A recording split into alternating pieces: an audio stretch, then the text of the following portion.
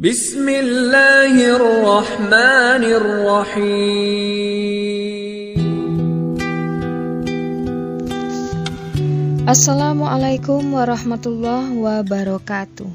Sahabat muslim, rezeki dalam rumah tangga tidak hanya bergantung pada usaha dan kerja keras suami atau kepala keluarga, tetapi juga pada amal dan perilaku antara kedua pasangan suami istri. Terkadang tanpa disadari terdapat dosa-dosa tertentu yang menjadi penghambat datangnya rezeki dalam rumah tangga.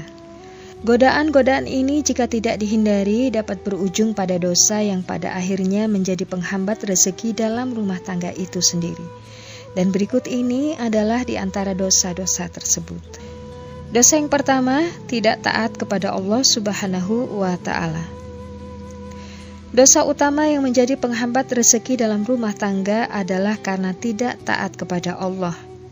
Sebagai contoh, ketika kita bekerja kepada seseorang dan kita taat aturan serta menuruti perintah dengan baik, maka dengan senang hati orang tersebut akan memberikan bonus kepada kita. Tapi jika kita membangkang atau tidak taat, maka jangankan bonus, gaji pun bisa dipotong. Hal yang demikian juga berlaku dalam hubungannya dengan rezeki. Hubungan antara kita sebagai hamba dan Allah sebagai pemberi rezeki. Allah Subhanahu wa Ta'ala berfirman dalam Quran surah Fatir ayat 3 yang artinya, "Wahai manusia, ingatlah nikmat Allah kepadamu. Adakah pencipta selain Allah yang dapat memberikan rezeki kepadamu dari langit dan bumi? Tidak ada Tuhan selain Dia. Lalu bagaimana kamu dapat dipalingkan dari ketauhidan?" Dosa yang kedua, melupakan orang tua. Pepatah kacang lupa kulit terasa pas untuk mengawali dosa yang menjadi penghambat rezeki dalam rumah tangga ini. Pepatah ini menggambarkan bagaimana seseorang melupakan latar belakangnya dan melupakan seseorang yang telah berjasa kepadanya. Sementara kita tahu bahwa sampai kapanpun kita tidak akan pernah mampu membalas jasa kedua orang tua. Bahkan ketika anak telah dewasa dan membina keluarganya sendiri, keberadaan orang tua tidak dapat disingkirkan. Melupakan mereka berarti sama halnya dengan menutup pintu rezeki bagi keluarga. Bagaimana tidak, kita bisa berkeluarga seperti saat ini juga karena jasa-jasa kedua orang tua. Dosa yang ketiga, berkhianat kepada istri dan anak.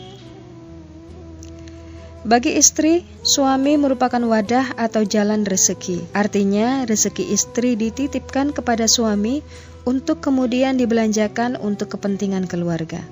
Dalam konteks ini, suami sebagai perantara untuk menyampaikan maksud tersebut.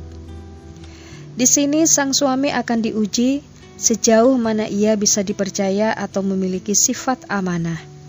Apakah rezeki yang ia dapatkan benar-benar untuk keluarga atau justru ia habiskan sendiri, sementara keluarga hanya diberi sedikit atau bahkan tidak diberi sama sekali. Dalam kehidupan sehari-hari, hal yang demikian seringkali terlihat. Seorang kepala keluarga bekerja keras, namun ketika mendapatkan gaji, ia justru tidak segera pulang ke rumah untuk menafkahi keluarganya, melainkan pergi ke tempat judi, tempat karaoke, dan tempat sarang dosa lainnya.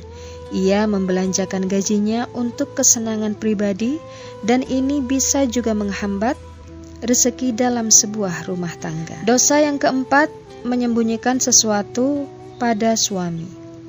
Meskipun suami kerap melakukan dosa yang telah dipaparkan sebelumnya, tapi tidak semua penghambat rezeki dalam rumah tangga bersandar pada suami semata sebagai kepala keluarga atau penanggung jawab nafkah, melainkan istri juga ikut andil di dalamnya. Salah satunya adalah dengan menyembunyikan sesuatu dari suami. Hanya soal materi, melainkan juga hal-hal yang bersifat rahasia lainnya. Dalam kaitannya dengan rezeki keluarga, hasil dari istri yang bekerja adalah milik istri sendiri. Suami tidak memiliki hak di dalamnya. Hal ini tidak berlaku bagi suami karena ia berkewajiban menafkahi keluarganya. Namun meski demikian, istri diharapkan terbuka terhadap suami. Berapa gajinya, tabungannya, dibelanjakan untuk apa saja, dan lain sebagainya. Dan dosa yang terakhir, tidak menghormati tamu. Setiap rumah tangga wajib menghormati tamu, bukan semata-mata mengharap rezeki. Menghormati tamu adalah cara mereka berperilaku sosial sebagaimana ajaran agama Islam. Tidak dapat dipungkiri bahwa salah satu ciri dari rumah yang mendatangkan rezeki adalah senantiasa didatangi tamu karena kelapangan hati pemiliknya. Saking pentingnya menyambut dan memuliakan tamu, Rasulullah Shallallahu Alaihi Wasallam bersabda, "Tamu datang pada kalian dengan membawa rezeki." Hadis riwayat Muslim. Demikianlah pembahasan mengenai dosa-dosa yang dapat menghalangi rezeki dalam rumah tangga. Mari kita hindari agar keluarga kita selamat dan selalu memperoleh rezeki yang berkah dari Allah Subhanahu wa Ta'ala.